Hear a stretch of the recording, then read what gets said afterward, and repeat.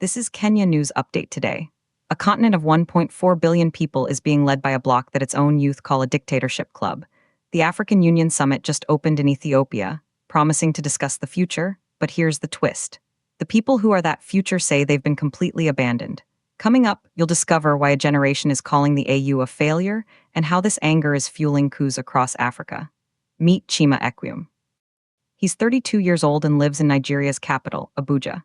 He looks at his country's deadly security crises and immense mineral wealth and sees only failure. His life, and the lives of millions, is the inciting incident. On Saturday, as old leaders gathered in Addis Ababa, a wave of discontent was crashing against their doors. The AU was set up to promote unity, but analysts say it now faces a massive legitimacy crisis. But here's what nobody's talking about. Africa has the youngest population on Earth, over 400 million people aged 15 to 35. Yet it's ruled by some of the world's oldest and longest-serving leaders. That's the paradox. And that paradox has contributed to an upsurge in military takeovers. The stakes? This young population is set to double by 2050, making Africa the only rapidly growing region where its people are getting poorer. For years, the youth on social media have voiced their frustration, labeling the AU a bloc of old leaders that doesn't prioritize them. And then, something shocking happened that proved them right. During Uganda's presidential election in January, authorities shut down the internet and clamped down on the opposition. The African Union Commission's response? It issued a statement commending the conduct of the poll.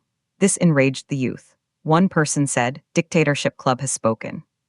Here's the part that will blow your mind. The very next day, the AU's own election observer mission issued a report noting harassment, intimidation, and arrests of opposition figures. It was a stunning contradiction. Lisa Lau-Vaudran, a senior analyst, says the AU has missed every chance to be people-centered. What the youth is really asking, she says, is why this is not an African Union for citizens. It's not a people-driven African Union. The evidence is a clear pattern.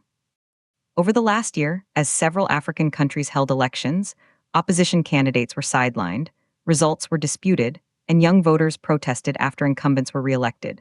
The AU was often accused of being quick to side with the winners and slow to call out flawed processes. Professor Machari Amanin points to a key challenge: weak enforcement of resolutions, because not all members meet their dues or fully accept what is generally decided. So, what are the implications? Some say the AU is a necessary forum for continental unity. Others, like Chima in Abuja, say they are there for their own interests.